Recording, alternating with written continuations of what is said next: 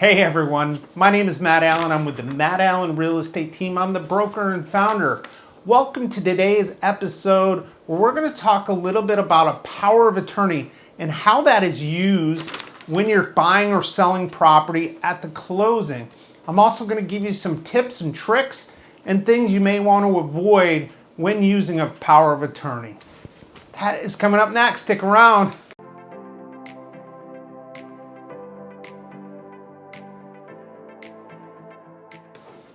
So why use a power of attorney? A lot of times it's because one person is representing multiple people. And to make it easier, they just have one person sign on behalf of the group of people either buying or selling the property. The other big reason is possibly one of the buyers or sellers is out of the state or out of the country, either on vacation or work, and cannot get to a place where they can actually sign the documents. Now, if you intend on using one, I would highly suggest having an attorney write one well ahead of time and submit it to the title company so that they can have their underwriters for the title insurance review it. There's nothing worse than getting to the closing table and realizing the power of attorney that you've had written is not going to stand up, it's not durable, and the title company who's issuing the title insurance can't use it. A lot of times this happens when somebody has a power of attorney but tries to use it for multiple transactions. Most of these documents are tied into one transaction. Let's give you an example. So if I'm using a power of attorney, a POA, I'm going to use for short so I don't have to keep saying power of attorney, a POA to buy a piece of property.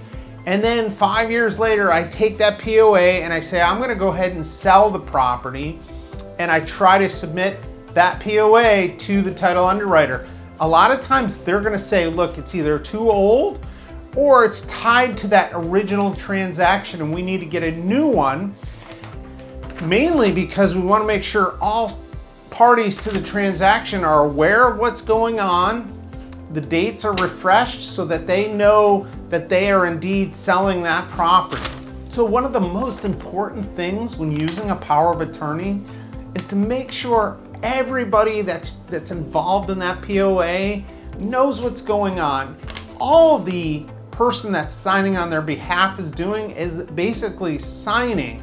That does not give the buyer or seller the right to make changes without the other party knowing, or trying to sell a property without the other party knowing. Like that just doesn't happen. All of those checks and balances are looked at and reviewed prior to closing. Additionally, the person who is allowing for a power of attorney to happen still needs to review everything. They need to make sure that the numbers are correct.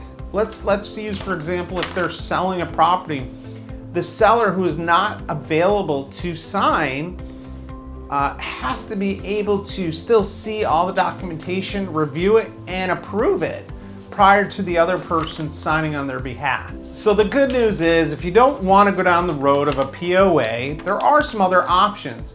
During the pandemic, actually, the title companies had to come up with a new system based on the fact that during lockdown, a lot of people weren't able to get into the title company, or they were sick and couldn't go in, and they had to come up with a way to allow people to sign without actually being there.